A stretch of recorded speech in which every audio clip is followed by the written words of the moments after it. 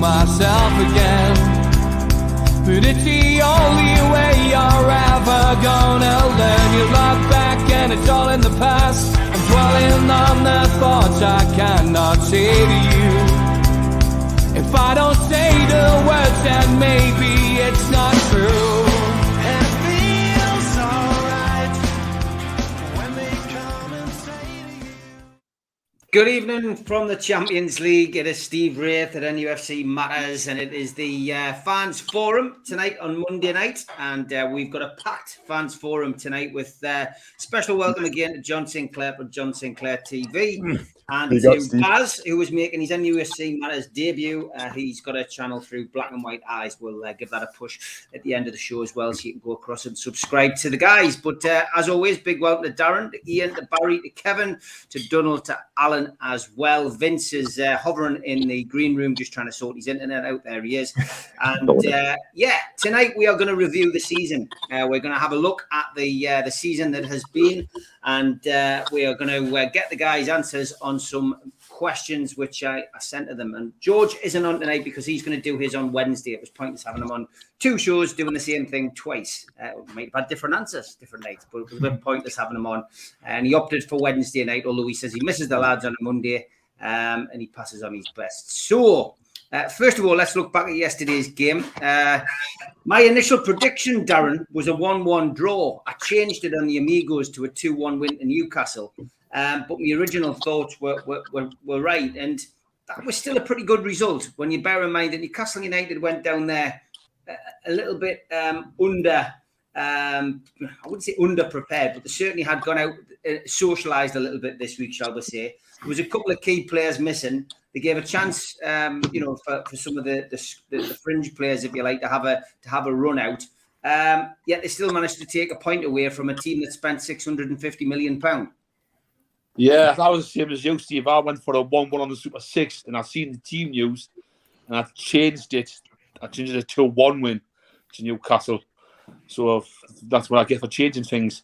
But we're done all right, to be fair. We should have been 3-1 up in the first half. Mickey had chances to score, but nowadays, for the third time, even I wasn't too bothered because Champions League, we're in. Arrogance. Are you sure, Darren? Are you definitely sure? Season's over and Darren's still Champions League, boys. Champions League, it's great.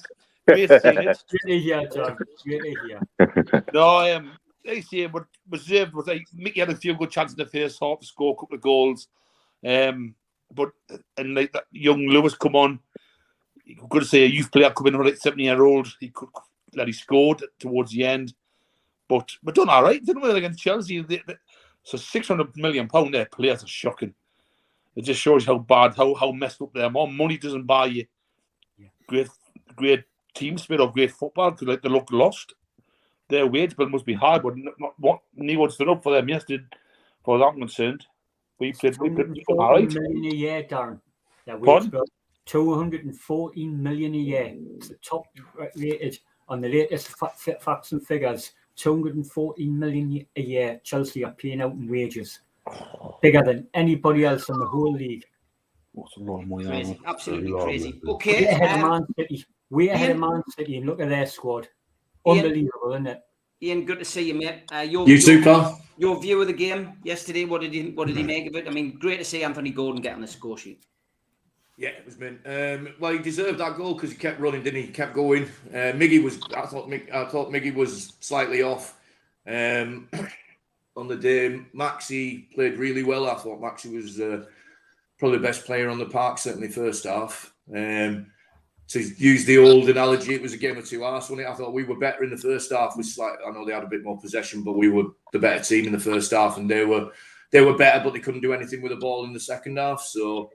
I was buzzing to see Lewis Miley on, and I thought he equipped himself really well. He's got a kid's face, but he could put it around a bit, couldn't he? He's quite a big lad, actually, isn't he?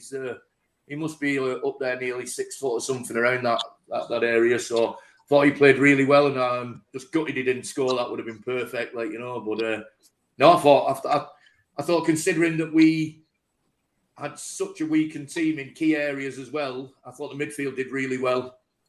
And they're shite as well, aren't they, really? Considering how much money they've spent, you know, they're nothing special. And even with a weakened team out at their place, we didn't do ourselves an injustice. I thought we did pretty well.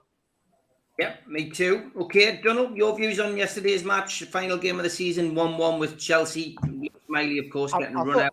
I thought we performed reasonably well, and we definitely had the chances to nick all 3 points.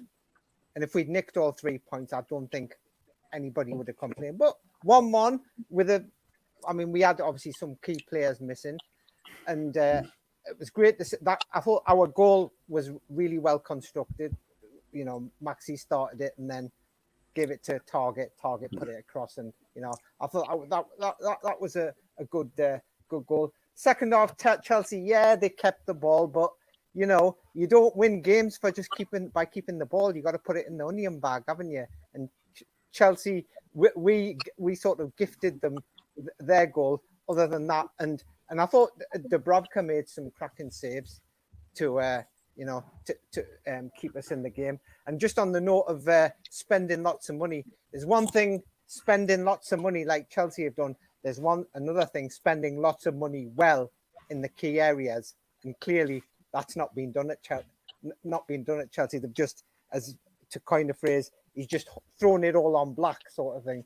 And he's played, you know, transfer roulette, in my opinion, is what their owner has done. No, you know my views. We're discussing this at the end of season 2 the other night, but I still believe that Abramovich is involved there somehow. I can't make an explanation as to why anybody would just spend so much money, you know, in such a haphazard fashion. But you know, I might be right, I might be wrong. It's allegedly. That's all I'm saying.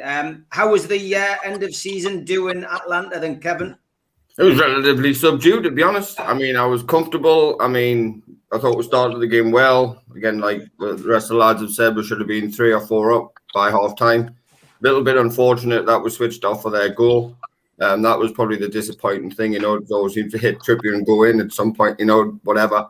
But no, I thought we controlled it. Yes, it's like a true end of season game. Really, at the end of the day, they really had nothing to play for. You know, I almost celebrated when they scored because they hardly ever score. So it was like it was one of them. You know? But no, you know, it was just nice to see play with a bit of freedom. You know, Lewis Miley getting on the park as the youngest ever Newcastle United player to play in the Premier League, which was fantastic to see. You know, one Geordie for one academy graduate for another academy graduate coming on, which is brilliant to see, which we've probably never ever seen before, really.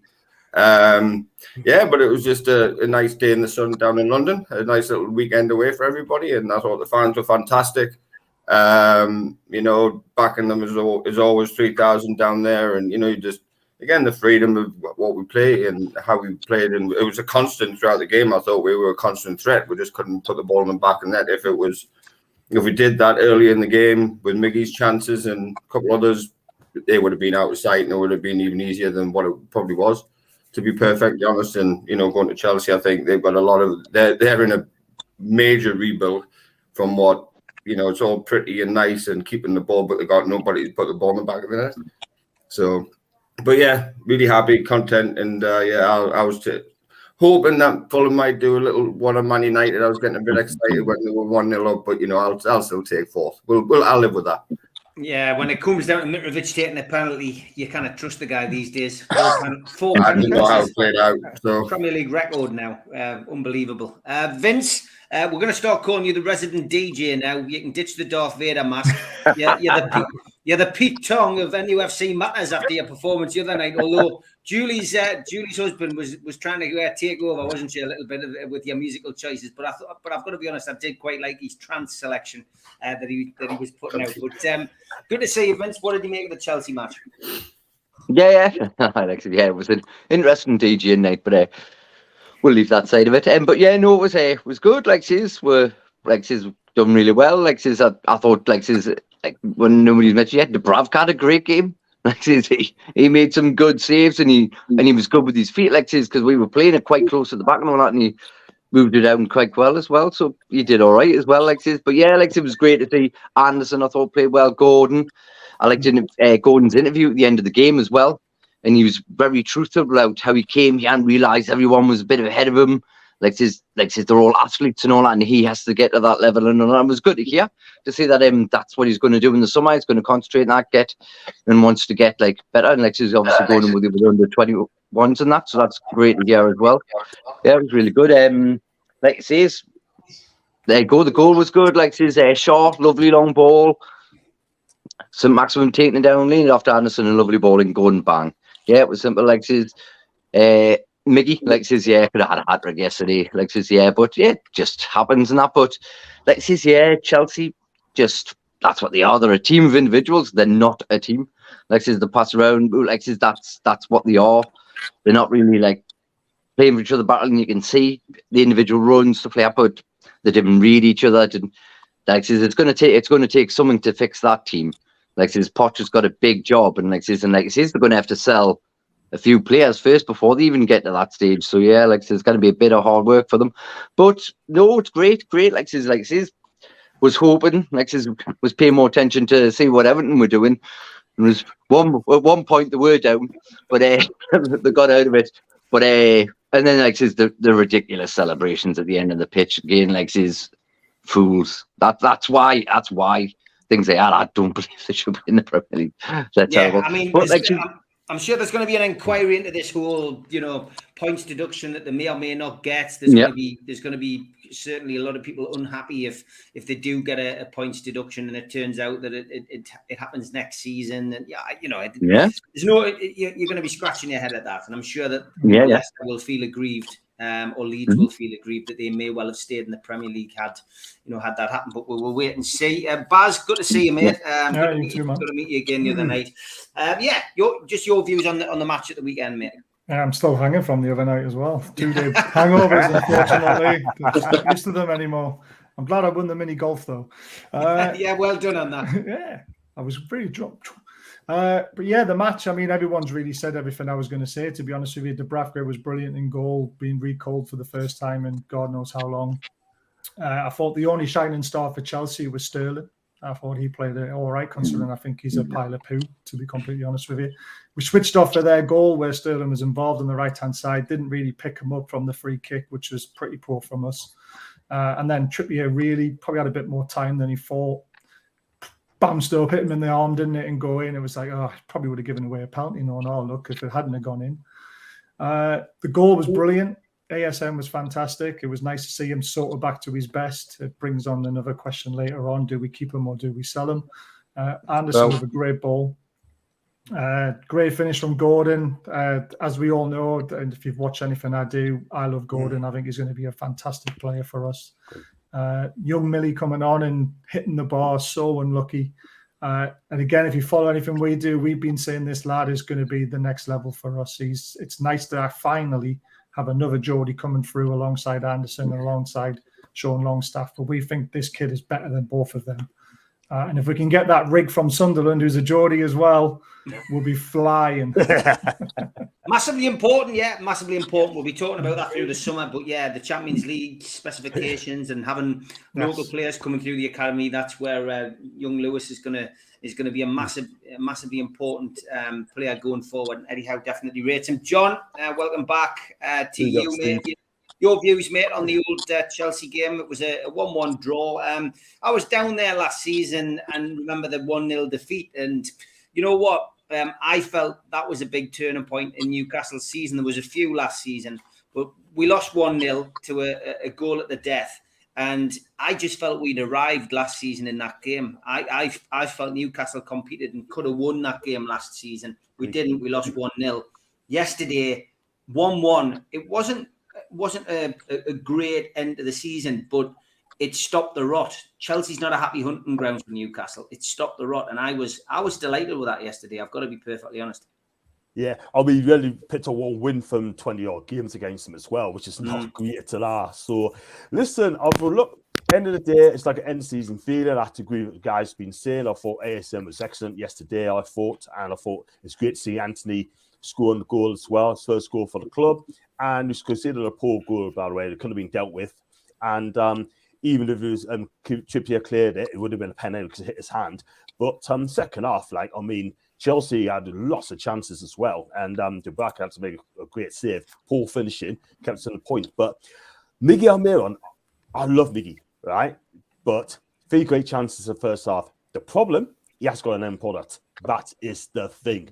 And we need a winger. He's got to have that end product. So he's going to put the balls that I love Miggy, but he just can't take his chances. That is the thing. But that's for another time. Johnny scored 11 goals this season. Yes, I know, Bazza, but the second half of Everyone the season. talks about ASM, saying ASM, keep him. He's only been contributing in 6 goals, and Miggy's got 11. Come on, man. Yeah, he's had a great season. I think what you were trying to say was, John. That was a great season.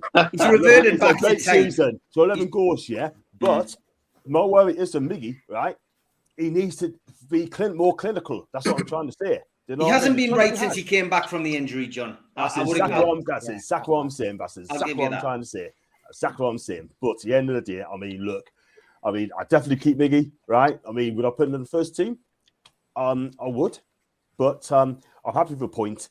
But the one bright spot as well, Lewis Manley came on the pitch, 17-year-old. He's just going to get better and better and better. Yeah, I mean, we can't go harder, the lad.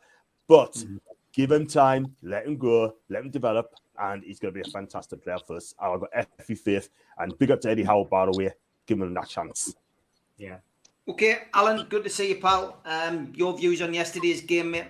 Well, I hold my hands up, lads. I only saw the highlights of the game simply because I was more interested in seeing everything go down. So I was more interested in their game than I was. But the highlights I saw, people have got to remember the last 10 games we've played Chelsea, we've been beaten down there. So our record has been absolutely dire down there. So to get a point and then seeing Man United win 2-1, it calmed me fears a lot of ways. I have to agree with John, though, with Miggy missing chance after chance. If a 35 million bid came in tomorrow, I'd sell him tomorrow. No sentimentality off me. He scored 11 goals, but he's been at the club for, 4 or 5 years? It's been his best year, but we'll never get a better price for him if we sold him in the summer.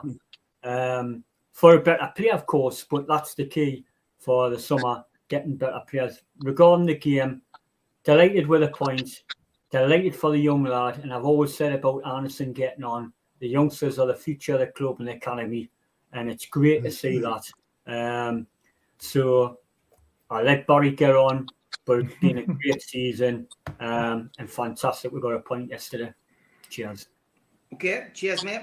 And what about you, Barry? Yeah, exactly what the lads have said. Good game, cracking first half. We went for it. We had decent chances. I thought Dubravka again had a cracking game. For me, if they can convince him that he is going to get games next season in the Cup potentially, and maybe some of the European games we place Pope, I would keep him because I think having the two of them together, I think we've got no worries at all goalkeepers wise. Anderson, I thought, had a good game. I thought he played cracking. Isaac, first half, really good. Second half, he pretty much disappeared, which I was surprised at because he's looked really good all the way through for the game so far. I think the thing with Chelsea, I think they've got the players.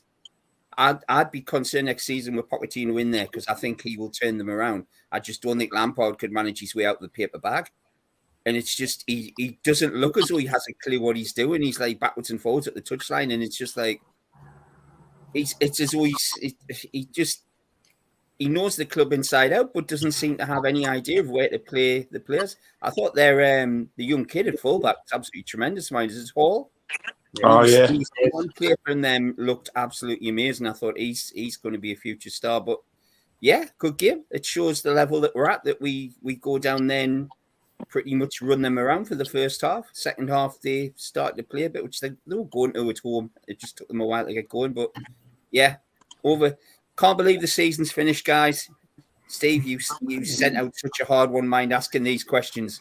Well, I did. Well, let's get on to them. Let's get on. I mean, the club must have known that I was sending these questions out because one of them was goal of the season. And the club kindly put all 68 goals in a little compilation video for you on their official YouTube, which lasts 39 minutes.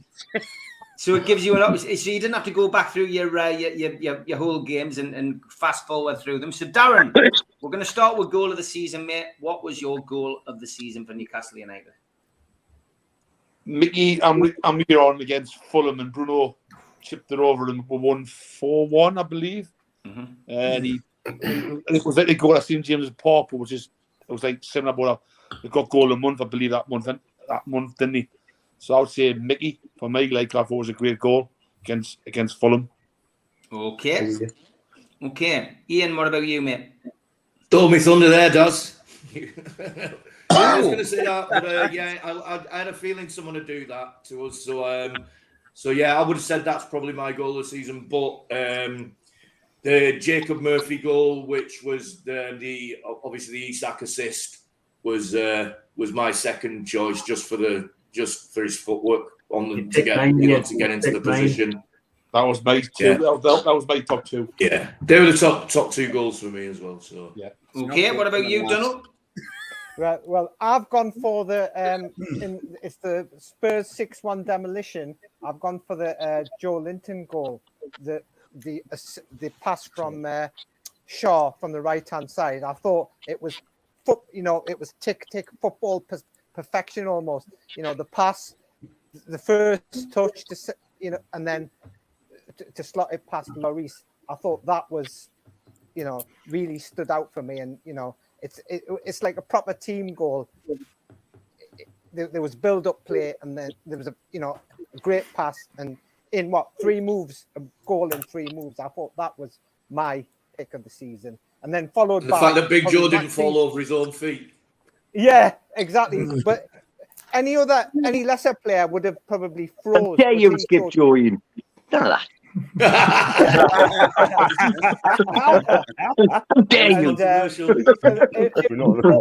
Brazilian international. I went for the Joe Linton goal for me. Okay. All right. What about you, Kevin? You were nodding away when Darren was talking. Have you picked the same Almiron goal? Well, I've wrote them all down near enough. I've got a full library of all 68 goals. I don't care how they go, as long as they score. All of them are great goals for me. No, but for me, just out of sheer audacity, is the Alexander Isak at Forest. When he's literally contorted his body and he said he's bottom of his ship volley in off the post, and it's just come out of nowhere. But really, on another technical level, I'm going to go that Isak against Brentford, when Wilson set him on the edge and he's just put it in top corner. I mean, there's that many. I mean, we could talk all day about different ways we've scored. And again, I mean, you could look at Maxi at Wolves. In fact, the first goal of the season, Fabian Shaw from 25 yards. Yeah. It's a brilliant strike from a centre half. Yeah. So we could talk all day, but I'll go for the Isak just for the sheer audacity of it, and just that's just and the one against Brentford just for the pure technical brilliance of it, coming across it with him at pace on a rugby pitch with 3 foot different lengths of grass in it and stuff like that. So yeah, them two for me, but I could go through them all to be fair. Of course you could. Yeah. All right, great stuff, Vince. I liked for me when we beat Chelsea 1-0 at home, like this Willock's goal, all the way from target winning the header, Joe Linton, the flick onto Miggy, the playing from Miggy, and then just Willock coming in and absolutely smashing it was absolutely brilliant. Brilliant play, team play, and all that. And the second one I liked was the 6-1 where Wilson at the edge box played it in, and he just didn't even look up and just bent it in straight in the top corner. Absolutely beautiful finish. But yeah, like I said, I was watching them all over and over, and you could just pick them all day. Even a couple of own goals were good. Like I said, but no, it's class. Like there's so many to pick from, and it's great. So yeah, it's for me. Okay, Baz. Oh, I left this one blank because it was a really, really hard one, because I like a goal where there's a through ball. So you've got Willicks at Southampton when Tripp played him through. You've got Shaw against West Ham when he played Joe Linton through. You've got Shaw against Spurs when he played him through. But I think, going off what everyone said, and no one's mentioned it yet, probably the greatest assist I've ever seen at St James's Park was Willicks to Isak in the 6-1 win against Spurs. That outside of the foot was just unbelievable. Magic. Beardsley would have been proud of that. Yep. Forgot about that one. Man, that was just unbelievable. Yeah. Okay, great stuff, John. I could go for 2. I could really go for 2. I mean, Only 2. this is going to be a surprise to you guys. Miggy, right? And yes, I can also Miggy against Fulham, but the one I got to go for, and I haven't mentioned this yet, talk about technique, right? And it's so hard to pull off ASM against Wolves. Yeah, that technique was unbelievable. On the run, man, on the run. And whoosh, straight in the back of the net, man. But that goal, I tell you what, do that 10 more times, it goes over the bar. Let's be real. Yeah. Yeah, great goal. Right. It was. I mean, I think that's the frustrating thing with ASM. He doesn't do that enough. If he did that every other week, I think fans would be unified and wanting them to stay. But yeah, that's a great goal, John. Great goal, Alan. Beautiful. You're going to come up with a swerve ball, I'm sure. Yeah. Well, I'm going to go with the two teams I hate the most. Miggy's against Everton when he killed it with a short arms pickford at home when we won 1-0. And Miggy's against Aston Villa, the fourth one, was absolutely class, and I loved it when we beat them 4-0. So them two. So regarding the rest of the goals the lads have mentioned, I could have picked any one of them as well. Just been an absolutely fantastic season. Miggy could have a goal of the season competition on his own. I was waiting for you to come up with a penalty or something, Alan. That's what I have to be clear. It's like the best penalty I've seen this season. Well, now you come to mention it. Barry? It's not fair because being last, Kevin pinched mine. I'll let you go first on the next one. My first choice was Isaac away to Forest, where he clips it with the outside. You just So my second choice again, Isaac, the lob against West Ham with his hands on his hips when Fabianski's literally standing next to him watching the ball go in the back of the net. I just watched it so many times, and each time I'm sitting going. So I would go for that, Steve. I'll go for that one. Yeah. Okay, Barry, you can go first on save of the season. Nick Pope, he's had an absolute blinder this season, you know, and playing with dislocated fingers for 3 or 4 games this season. He's, I guess the only negative would have to be the Liverpool game where he came, you know, thundering out of his box. He'd done it earlier on and got away with it. The second time he did it, ultimately cost him his place in the Carabao Cup final. But yeah, you know, it's sometimes difficult to pick saves, but, you know, it's just as important sometimes as a goal. So have you got one as the one that stands out? Well, like the goals, if you go on the various channels, there's a recording of all his saves or all the Newcastle keeper saves, and I watched them religiously thinking, right, which one? And there's a one, I think it's away against Brighton, where the shot comes in, it's a crowded box. He sort of catches it like that, pushes it away. The Brighton striker's coming at him, who bounces onto his thigh, goes up in the air, and Pope comes out and pushes it over the guy's head. He actually has the speed and positioning to get at it twice. And I just sat and watched that, and I thought, yeah, that for me. He's sort of aware of everything he's going on around him. It's not really a one touch save, but like I say, to get it twice within those few seconds, I thought that was superb. Right. Okay. What about you, Alan? Have you got a save that Nick Pope made that stands out? 2. 1 against Crystal Palace. 5 minutes to go. Nils each. Game going nowhere. In Crystal Palace, the lad had a shot. It was just instinctive. It was an unbelievable save. It made we save a point. Them are the sort of saves that give you points. In Leicester, just gone. Leicester, the game before, to him in the last couple of minutes, you know. But definitely the Crystal Palace one sticks in my mind the most, because I just remember it and thinking, God, we could have lost that game after dominating most of the game. And that was the one where he went full length. And it was about 10 yards. The player was about 10 yards away from him, blasted the ball, and he's full length save. And what a save it was. Them are the ones that stick in my mind. And the Leicester one that got went to the Champions League, doing nothing for 90 minutes and then having the absolutely concentration to be on the ball when it needed. But them 2 games for me stick in my mind. Okay, John, your save of the season from Nick Pope. Often it's many of them, but the save for me, I'm going to be honest with you guys, that save which got us to the Champions League against Leicester, that save was unbelievable. I mean, he must have saw that late, right? And he did expect it to come in, but another day, another win, I would have gone the back of the net. But that save is worth to us 40 million quid because that got us Champions League. And that was a cracking save. But he's made other saves as well in different games. But that was the game. That was the one which is important. All right, Baz. Yeah, the Palace one for me, because it was hit so well, and for him to dive and get his hand to it and push it over the bar how he did, I still don't know how he saved it. I mean, everyone on the ground thought that was in. I thought it was absolutely superb. The Leicester one was good, but it was nowhere near as good as the Palace one. Okay, Vince. For me, like just again, the Chelsea home game, there was a clock came in and it was going in the back corner and he dove nearly the size of the lad and just tipped it round the corner. It was wonderful saving again. That gave over all 3 points there, class. And he's like his penalty save against Leeds, absolutely brilliant. Like says we could have we're 3-0 doing and games bent, but nah, just stepped up and just brilliant. All right, Kevin. I'm going to go for the Leicester one just for the significance of it and the magnitude of the save in the moment of the season. Players have moments, and that was his moment. Yes, he's done it all year. I agree with the Palace one, absolutely. In the scene, there's others where he's just, like Vincent just said, he's a big lad. He's a good, very, very good goalkeeper. But just for the significance and what it meant at that moment in time for our season to get us where we had to be, I'll still put that.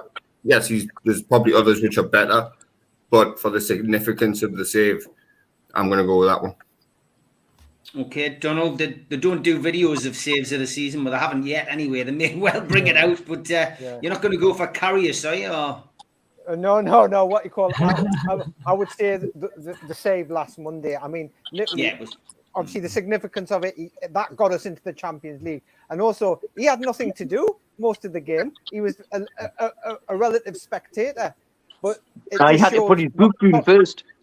Yeah, he could have been really living that die on the neck there, And he kept switched on, and I watched it again today, and to pull that save off, because that could have been a sucker punch as well. For all our possession we had, we could have been, the old football sucker punch. They could have nicked that, but he saved us. He got us a point, and at the same time got us Champions League play. So it's got to be the Leicester one for me. Okay, and you, Ian. Dubravka's save yesterday against Chelsea.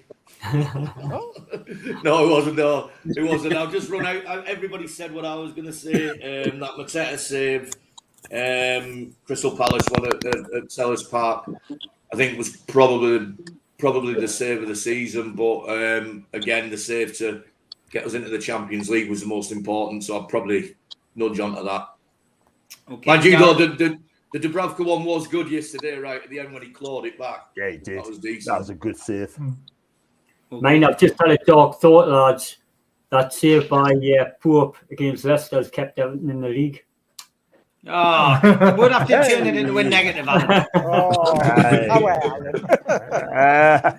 Darren, are you going for one that the lads have mentioned, or have you got a different one?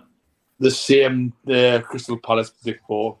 I thought it was just a good, great save. And I like the Leicester one, I thought, you expect you keep to make a save because it wasn't that difficult. But it's got to be switched on. But I think I was expecting to save that one. It wasn't a great shot, but Nick Pope, Crystal Palace. I like Coffee says Pope made some good saves against City at home. There was saves in a penalty shootout as well in the League Cup, which we wouldn't have got to the Carabao Cup final had it not been for those saves. So you could say that they were pretty important. Who's yours, Steve? Well. Yeah. Who's yours? I've got to be honest, the Leicester, and purely because he did absolutely nothing. He did absolutely nothing all game, apart from get changed and warm up and then come out and pull that save off when he was. He had every right to be sitting around, reading a book, which is crazy. Okay, moving on. Match of the season. Which was your favourite game, Darren? It would have been we beat Man U 2-0 at St James's Park. That was like an emotional weekend for me. That was like the weekend off your mother. And she knew I hated Man U. She said, we'll beat them. So I know we did. We played good. So Man U at home.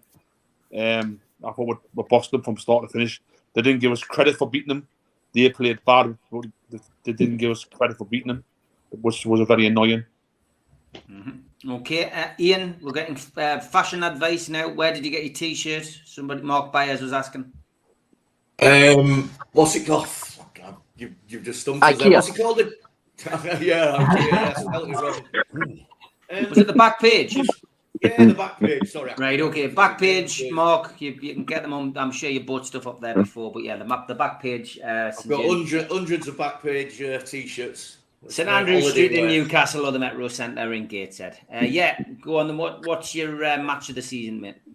Game of the season, match of the season was the same. Man U was, for me, our best performance, in my opinion, of the season. But I think my game of the season was was the most enjoyable game, and the one where I realised we were going to do well this season was the 3-3 with City.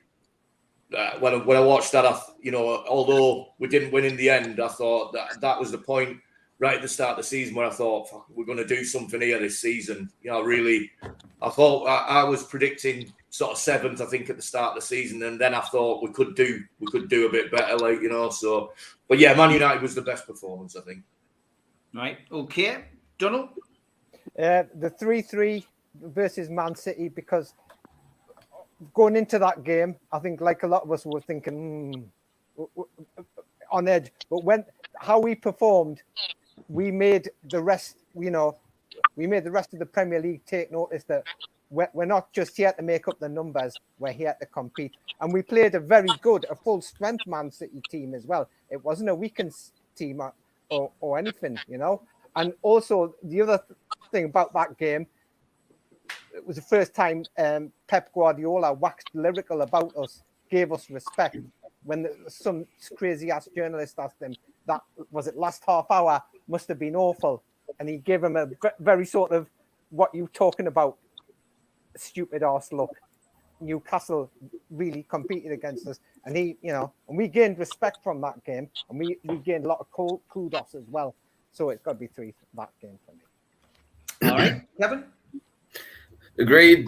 Man City is a yardstick to where we were all the time. But for me, the Man United changed the whole complexion of our season when we beat them 2-0 at home. To literally push for that top 4, I think that validated a lot of questions what we had about ourselves as a team. But ultimately, Tottenham, the 6-1 at home, that's just complete domination against another Premier League football team, which I've never, ever seen in my entire life. So there's 3, but they're all combined into one of our season in 3 separate instances: early part, middle part, and then the back end of it.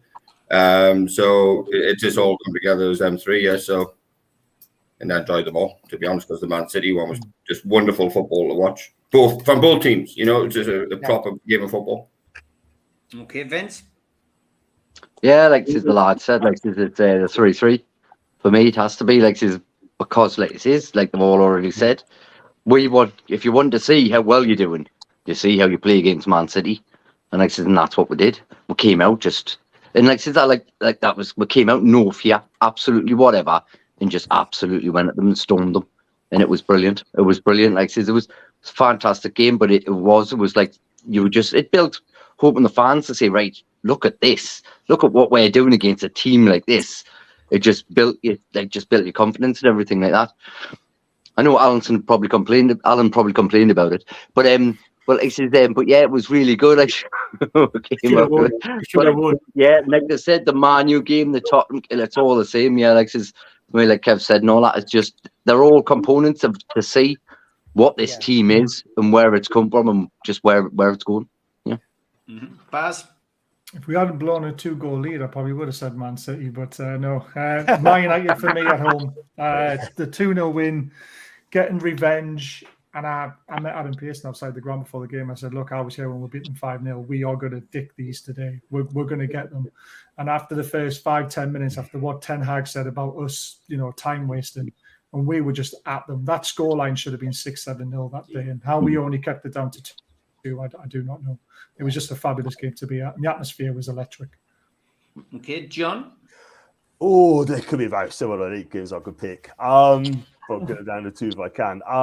The game against Man City was fantastic. I mean, that tells us everything we need to know about our team. Going to have a fantastic season. I thought, what a game. Great advertisement for the Premier League. 3-1 up, right? Normally that would have won the game. Not against Man City. but we just couldn't shut it down, just couldn't close the game out. But we have come a long way, right? Even Pep praised us in that game, right? And it had everything. ASM, wonderful game, but that tells me you're going to have a fantastic time. The one against Tottenham was significant for me. They're one of the big six, and we had to win that game, and we did. 5 goals in 21 minutes tells me everything that you know, that this team's going to be special under Eddie Howe. And you know what? Absolutely brilliant. What a day. For me, it'd be those two. Performance-wise, against City and performance against Spurs, best game against Man City. All right, Alan? Mine is, funny enough, that's a little bit left field. It's the Spurs away. Spurs away for me made us realise that we've got a chance to be higher. I'd always said we'd be 7th, and that was optimistic at the start of the season, lads. I thought we'd finish 7th, now thinking I'm praying for that. But when we beat Spurs away 2-1, the same Miggy's turn around and score the second goal, and it made all the pundits and everybody around the country realise we're here, we're up there to have a chance at top 4. Even Jamie Carragher on his commentary had said that during the game, and I thought Spurs away 2-1. Performance of the year, so many, but I agree with Baz. Man United at home 2-0. If it had been 7 or 8-0, it wouldn't have been. That's the most complete performance I've seen we play against Man United ever in my life. Where we're even better than the 5-0 under Keegan. That we really should have won more by more. But them 2 games. Yep, I would agree. My dad said, I mean, he's gone to St James's since '62, and he said it's the most comprehensive game he's ever seen, the Man United game. Barry? I'm torn between them. I'm going to stick with my first choice. Would be the Spurs game, the Spurs home game. That is certainly the first half is the sort of game you dream about. I mean, your same age as me, Steve. So I remember when we destroyed Man City at home 5-0 in the 80s, when Keegan, Beardsley and Waddle just basically ran amok. And it was like watching that all over again. It doesn't happen very often. The 5-0 against Man U at home is the other one of the 3 that I would put together as just matches you dream about. I wish we'd gone on to humiliate them second half and getting into double figures, but you can't have everything. So I would go for the 6-1 against Spurs. Okay, that rounds that section off. A couple more to get through. Have you got a young player of the season and a player of the season? We'll go with them together. So mine would be, young-wise, would have to be Elliot Anderson. I think he deserves more games than he's getting. I think he's shown when he does get on the pitch, he just fits like Miley did. He didn't look out of place. I think for next season, hopefully he'll push on and he'll turn into an absolute star. Player of the season is the guy who we cannot afford to miss. For me, I know there's quite a few up there, but it would have to be Bruno. I know he's been injured for a lot of games, but Christ, the guy looks as though he's playing with like one leg half the time, and he still looks class. He's still way ahead of everybody else. So God bless him, get him fit during the close season, because we're going to need him next season in Europe. So Bruno would be player of the season. All right, Alan? I agree with Barry with the young player of the season, Elliot Anderson. I think he's got so much to offer, and he hasn't been given much time. For my player of the season, I go with his compatriot instead of Bruno, who I love to bits. Bruno, I think, is Joe Linton. For me, Joe Linton is absolutely a monster. Absolute monster in midfield, and such a player that's improved so much. I've never known a player change, and somebody change his brain or what, but just absolutely unbelievable. Joe Linton for me, lads. All right, John? Oh, young one's going Elliot for me. I think he's going to get better and better and better. And his young lad's just going to do bits. And player of the year, for me, I'm going to have to say this. It's a hard between Bruno, Joe Linton. But for me, I'm going to have to say Bruno, because he makes a big difference in the team. Make things happen. There's passing ability and midfield general ability as well. But saying that, he's going to get better and better and better. And we cannot afford to lose him at any price at all. He's got to be at Newcastle for many years to come. Yeah, I agree, John. I agree. Okay, Baz? I've got 2 different ones at last. No. So, young player of the year, Isak. 10 goals, 1 assist. Yeah. Really should be 2 assists because that one at Everton was definitely his. 17 starts, 22 appearances. Had he not been injured, I reckon he would have been in 20, 25 goal a season. We've got a very special player on our hands for next season. Keep him fit, and him and Wilson are going to do some serious damage. Player of the season, I can't see past Trippier, to be honest with you. He's played every game, 7 assists. He's got 1 goal, and obviously it was a key goal against Man City. And he's just been an absolute pro on the pitch. You know, everyone looks up to him. He's the captain, and his stats are just phenomenal. So they're my 2. Okay. Good Vince? shouts, Boy. Good shouts. All right, like my young player of the year is Sven Botman. Yeah, he's been quality as well. Good shout. He's Good been shout. absolutely outstanding. The lad, he has, like him, what he's doing it like that level he is, and he's only going to get a lot better. Like the young lad, he's calm, patient, ball play. He's just fantastic, absolutely fantastic. How we got this lad above everyone else. Outstanding, absolutely outstanding. The lad he's been absolutely brilliant. Yep. And you know what it is as well? He defends properly as well. Exactly. Absolutely. Yeah. Like the tackles, his strength is just massive player power. I was just hoping that he'd get his goal. He'd break his duck and get a goal. So I was going all the way, just wanted him to do it, but but no, for me it's Sven Botman, definitely, yeah. All right, Kevin. John, player of the season. Oh yeah, go on, mate. Sorry. Go on. How dare you, Steve? Well, answer the question, Vince. It's Tyndall. No, I'm kidding. He is a player, isn't he? No, tell you, man. I thought it was going to be The himself. moves on that sideline, man, are fantastic. Tell I you. thought it was going to be himself. I'm getting booked twice for an opinion. No, it's for me it's Joe Linton. It's the lad is he's not just improved. I mean, to the level he is at now, it's unbelievable. Like, see, we miss him as well. The way he drives the team on, he's getting goals, he's getting assists, he can play on the left, he plays back, wherever you want to play, he'll play. And he's just been absolutely a monster. He's an absolute beast. Just the lad, now he's been picked for the Brazil squad, which should have happened all along. It's absolutely fantastic for the lad. Goes to show you where he has come from. Like, it's just unmeasurable. It is like we're seeing players like Miggy, like they've improved, but his level that he is playing at now is unbelievable. Yeah, so it's Joe Linton for me. Okay, Kev. Oh, my turn now. Sorry. I agree. It's split between Isak and Sven Botman. Because I think Sven Botman's a Rolls Royce at the back, and I think Isak's a Rolls Royce at the top end. So we've got nice 2 engines up at either end of the business end of the pitch. But for me, I think it would be coming into the Premier League as a young centre half. I think in dealing with the big lad, the centre forwards that he comes up against week in, week out, I think Sven Botman's just nudges it. I appreciate the stats with 11 goals and the assists and whatever, which is second to none.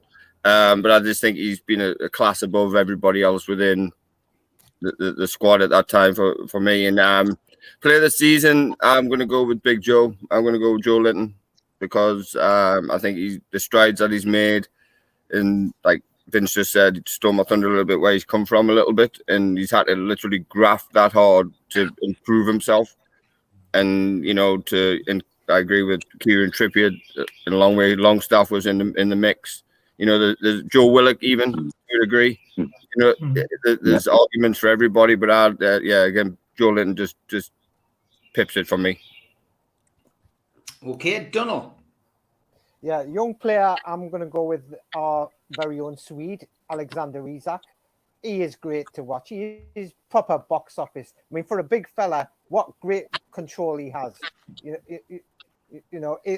He's almost Ibrahimovic-like with his control of the ball. And it's a shame he got injured, but if he'd stayed fit, who knows how many more he could have scored. And as far as player of the season, it was a toss up between the two Joes. So I'm going to actually change tackle. Joe Linton has been immense. You know, he's been a utility player. Left of a front three in middle of the park. You know, Eddie's turned him into a utility player with effect. But I'm going to go with Willock. Obviously, there's the world-class assist against Tottenham, which, you know, if somebody like, I don't know, a continental player had done that, the pundits would Kevin go, De Bruyne. "Ooh, oh, but De Bruyne. yeah, if De Bruyne had done that, yeah, but, you know, and also the thing about Joe Willock, when he's been coming off the pitch, you can tell the lad is absolutely, you know, out of steam. You can tell he's given everything in that black and white shirt when he's come off the pitch. So those are my two. Empties the tank, as Eddie Howe likes to say in his press conferences. Okay, the T-shirt to give away, I think, for your young player. Yeah, I was just about to say, with this T-shirt, I'd have to choose the obvious person, Botman. So, and you know, no, Isak, definitely. Yeah, for me, Isak's just, you know, Botman's been amazing, but he's like a Ferrari, and if Botman's a Rolls Royce, he's absolutely awesome. So I would go Isak and Big Joe, 100%. We miss Big Joe. I know what everyone's saying, and I love Bruno. Obviously, Bruno's my favourite player, being fair, but we've missed Big Joe so much when he's not been there, and I think he's done a bit of everything this season. So I'd have to sort of nudge towards him above anybody else. Mm-hmm. Okay, Darren. It's not great going last leg. I've got a young player, Sven Botman, Rolls Royce. It was close by Isak, but Sven Botman's like a Rolls right at the back. He's been fantastic.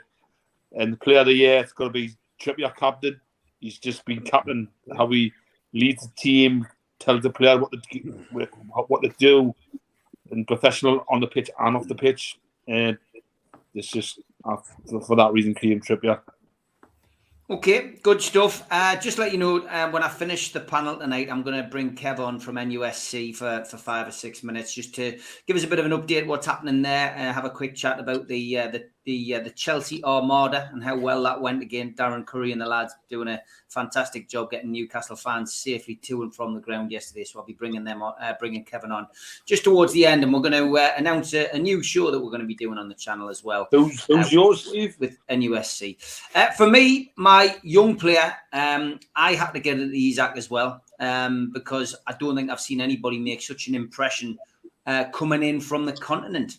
Coming in from abroad and hitting the ground running in the Premier League. Some players need time to adjust. I was at Anfield and just saw this guy come on and absolutely muller the team that in the last few years has won everything that can win in football.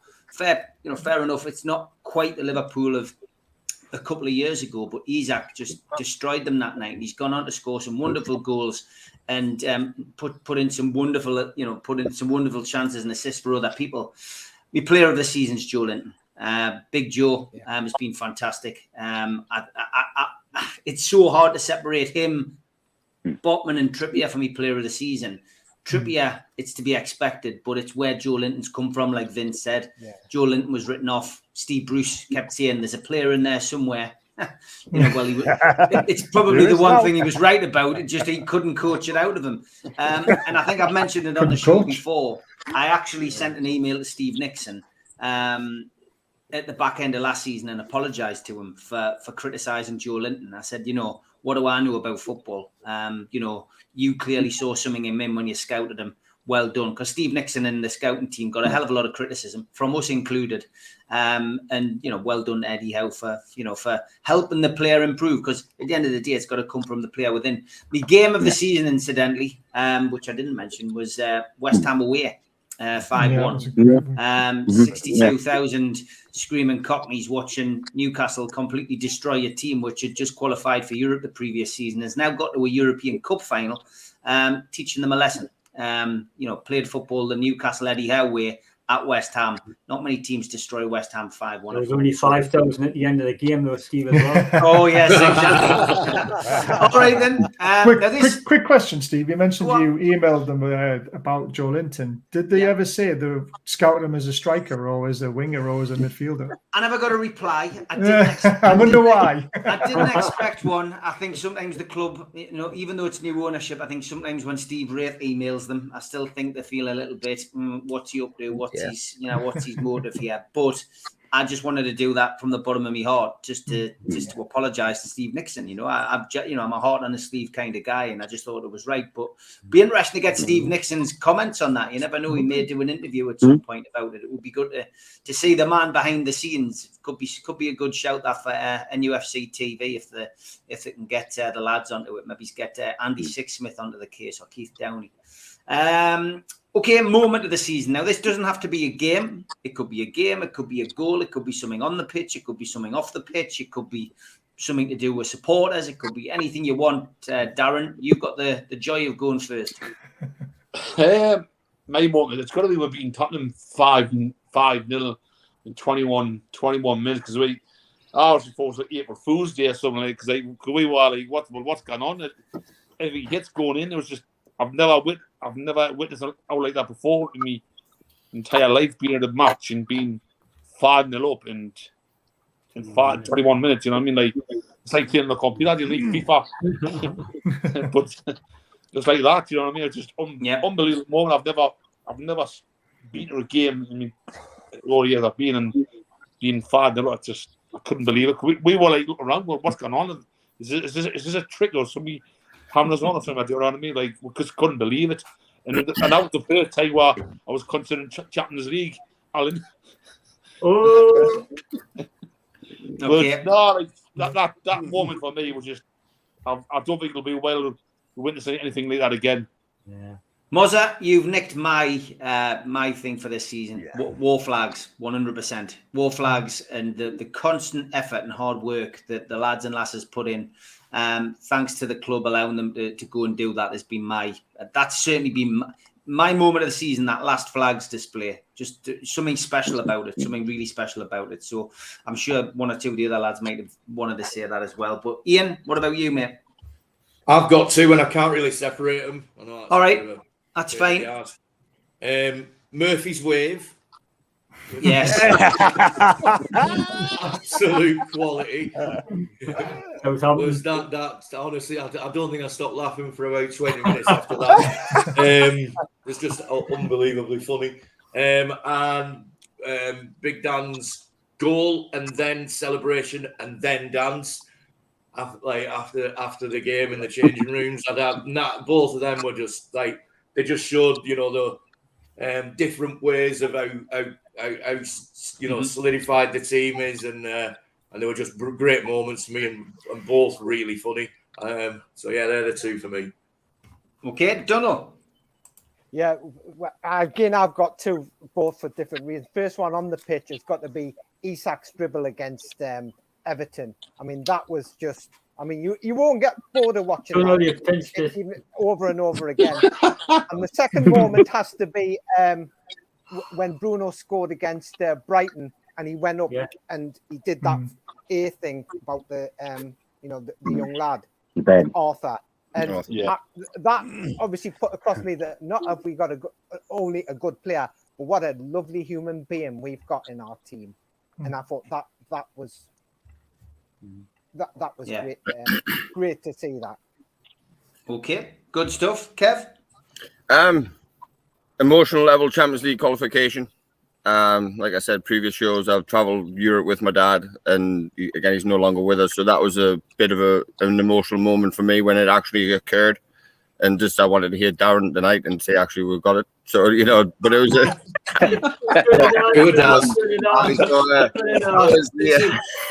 some shit tonight. I genuinely broke down after that game. I genuinely bawled like a little girl. It just hit me hard, just based on where I'm at and all the rest of it. But the other one was after the Chelsea game from Eddie Howe and Jason Tyndall actually showing not a bit of emotion, a lot of emotion. because you don't see that as much because he's quite stoic. He's quite very, very professional. But once I seen that, it's like, not that we didn't know that he cared, but now he's shown that, okay, now you show that he's fully invested in what the project was and what he's actually personally achieved, because he's had to be the stalwart of the whole thing and keep everybody together. And you can just see letting go of himself a little bit. And it was just nice to see, even on the lap of honor or whatever you want to call it. And then yesterday to actually let go and be normal and be a fan and be a human being. I thought that was fantastic to see. I thought it was a very awesome moment yesterday to see him, in front of them fans, just give it the big one and F you to everybody. Good stuff. Vince? Mine was actually, it was after like the qualified for the Champions League, and we're going around doing the interviews. And when they interviewed Murphy, what you forget is he's a fan. He's just like all of us, and he was just speechless. He just is. He was just saying, "I can't believe it. I can't believe it." And that really, really got it. That really just summed it up, and it was exactly how all of us felt. Because that lad is living the dream. Like he's like says he's a fan. He loves it, and he's playing. And just like to me, he just showed the emotion that all of us were feeling. And it was just like that. Really got to us. That it was just amazing. It was just really, really hit us. It was, it was great. Love it. Okay, Baz. I've got two now because Darren stole mine. First 21 minutes against Spurs. It was like being back in the Keegan era watching that first 21 minutes when it was when we were 5-0 up. It was absolutely amazing. But I'm going to also go with the photographs after every win. We absolutely own Twitter and every single Premier League team who don't like it. We love it. It shows that they're with the fans. They want to share the moment. It was meant to be a private thing, but it obviously got leaked out. And after that, they're just looking for all the stupid things in the photograph and all the naughty things as well. It's just hilarious. And I just love it how we own Twitter with it now. It's great. Brilliant. Good one. Yeah. It's amazing to hear all the different, the variety in these. John, have you got something different? Or just, one of the thoughts of is the war flags. So I've got 2 war flags. It's one of them for the, like you said, Steve, the work, the effort they have done, right? You make it such an atmosphere at that stadium. Yeah. It's so electric. Yeah. And the music before the players comes out, absolutely magic. Yeah. And the second one as well, the moment where they got the top 4 this season, when all the journalists and that, the media, didn't want us there, didn't give a toss about us, right? And we just say, you know what? We're going to rattle them. And that's exactly what we have done. Rattle them. And then we're the ones who are smiling. And they're the one who can just cry, and that's not just going to cry because they don't want to get in the top 4. Okay. Alan? My moment was war flags at Wembley. I was standing at the bar, seeing all them flags at Wembley, going around the world, showing what we're all about as fans and a fan base. I was going to say, seeing Darren saying we're in the Champions League. War flags. I don't think he believes it yet, Alan. War flags was all inspiring for everybody around the world, around in Britain, and you kind of to buy that. And also, I've never stopped smiling when I saw Bruno on the porch against Brighton with his 2 fingers in his ears and the fans behind. That image is just priceless, lads. Priceless. Yeah. Them 2 moments for me. Wembley, standing at the bar, watching that and going, wow.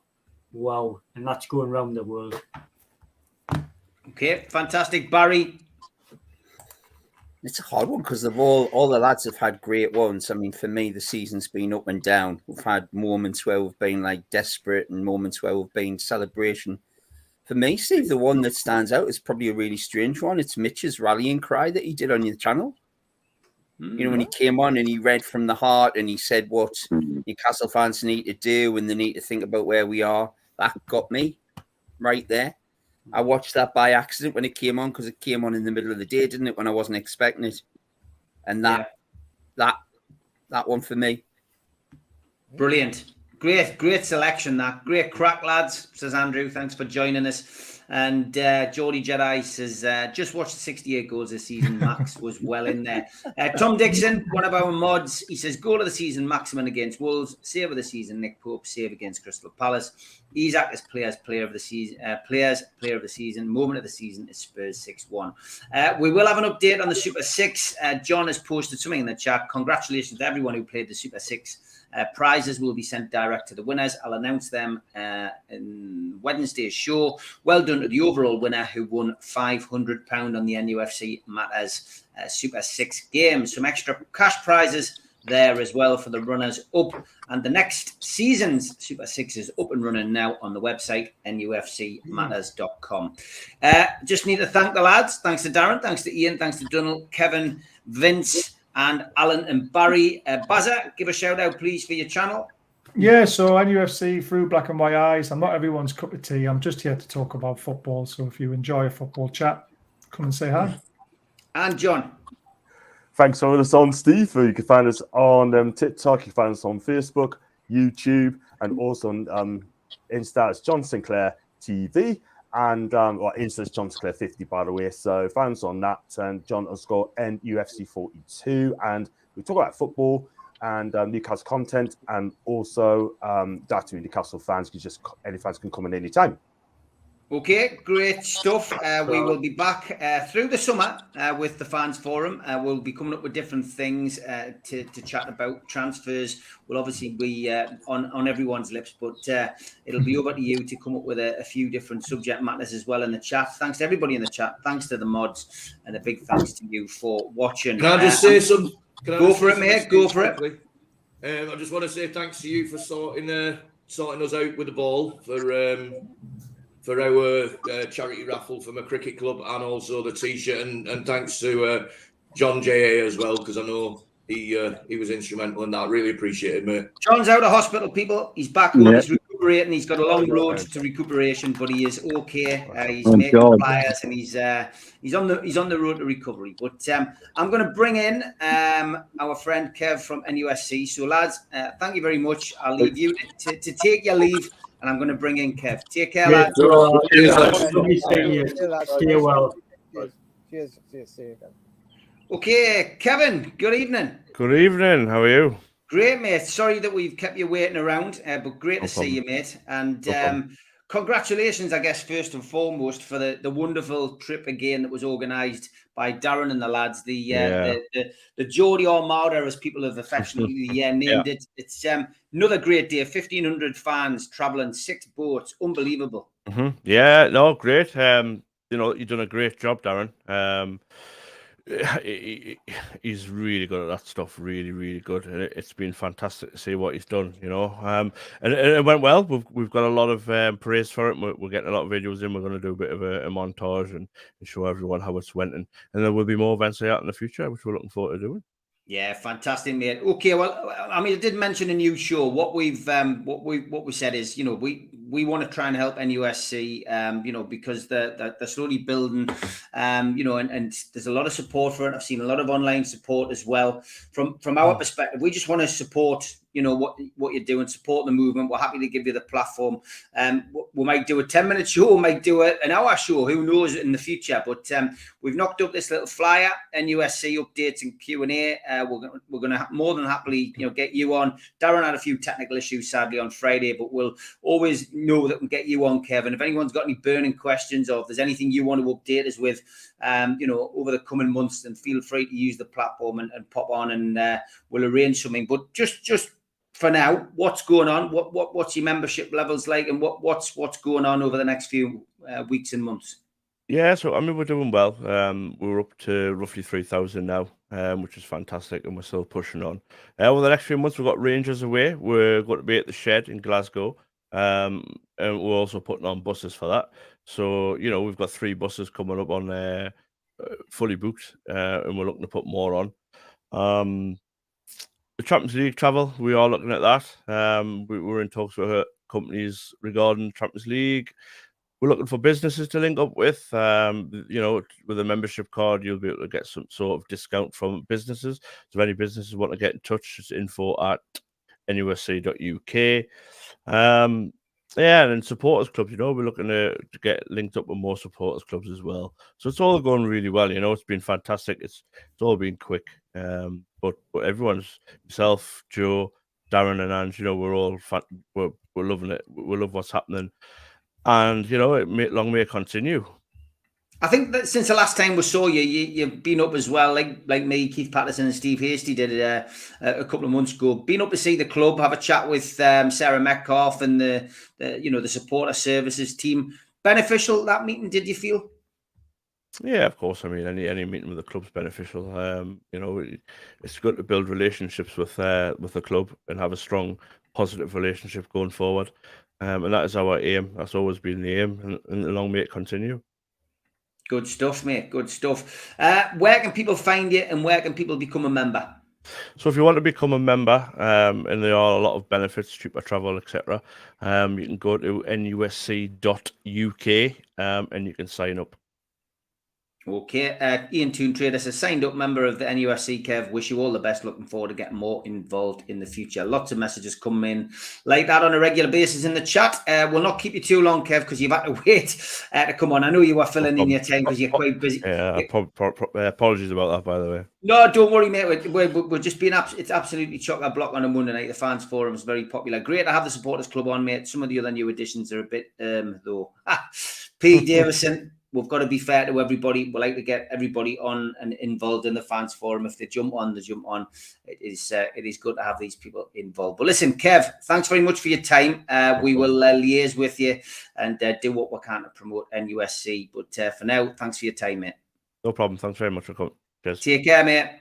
Okay, NUFC Matters is back tomorrow. It's a pre-recorded show, but it will be, those were the days, season 1979, 1980. George has done a cracking show, some great stories on there, and just a review of the season. Then Wednesday, we are back live. 2 shows on Wednesday night. Jodie's here, Jodie's there, 6 till 7, and then Liam Kennedy, 7 till 8 with their season reviews. Thursday, see Supermax show with Gibbo at the earlier time of 3 o'clock in the afternoon. And the Amigos, the 3 Amigos on Friday will be at the slightly earlier time of 4:45, and that'll be a 90-minute show. So that's your week panned out. Look forward to seeing you live again on Wednesday. But don't forget, hit the likes on the way out. Thanks very much for joining us. I'll play out with the ads. A big thanks to all our sponsors, Skips and Bins, telephone 0800 25 45 25 3, email inquiries at skipsandbins.com, website skipsandbins.com, easy contract free and pay-as-you-go waste collection. A big thanks to Mr. Vicky's sauces, which are handmade in Cumbria. You can find them at their website, mrvickys.co.uk. If you want to place an order, call 01768 210 102 or email info@mrvickys.co.uk. A big thanks to Media Arts for all the help with the video side of things, and at qtechshop.co.uk, the makers of pool tables and snooker tables in Wallsend, Newcastle, and the guys who run our website, nufcmatters.com. If you like the channel, please hit the like underneath the video. It helps us grow. And click share and share to your other social media. If you want to help us financially, please click join. And there's a range of different packages, and it explains how you can do that. If you want to become a cult member and receive these goodies, a scarf, a pen, and a cup, and a membership card, and entry into the monthly draw, for a one-off fee of £25, simply go to nufcmatters.com and find cult membership. If you've got a smartphone, put it over this QR code now. It'll take you straight there. We're also available as a podcast on iTunes, Spotify, and other podcast providers. And we also support the food bank on this channel. The Matchday Bucket helps you donate virtually. Go to nufcfansfoodbank.co.uk to find out more. We've got some events coming up over the course of the next 12 months. An evening with John Anderson takes place at the Tynemouth Surf Cafe. Only limited tickets available. 13th of June. Go to their website to buy tickets. Bend it like Bobby. Cometh the hour, cometh the man, and just after the hour, the man did cometh at the double, as it was time to bend it like Bobby. It's a comedy play. It's a rehearsed reading by Jim Orr. It features myself and a few other cast members Friday the 16th of June. Tickets on sale at newcastlelegends.com, and they're only £5. And evening with Frank Clark, well, this is our Christmas due. Thursday, December the 7th. Tickets are £15 from nufcmatters.com at the Tyneside Irish Centre. And a big one for the new year, January the 25th. Keegan, Waddle and Beardsley and special guests back together, the class of 1984, at the Tyne Theatre and Opera House on Westgate Road. Tickets available direct from the venue. If you like t-shirts and you want a few for the summer, get yourself to nufcmatters.com. The Isaac t-shirt is proven very popular.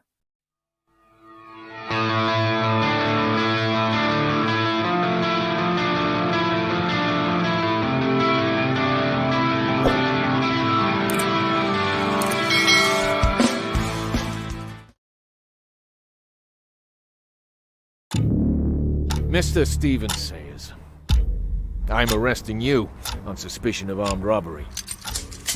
You do not have to say anything. But anything you do say may be used in evidence against you. I should be moving on soon, so I want to ask you a favour.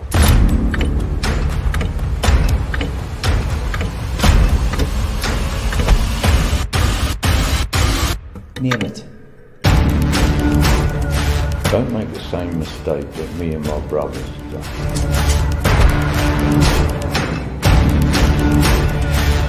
And if you try it, they'll throw away the key.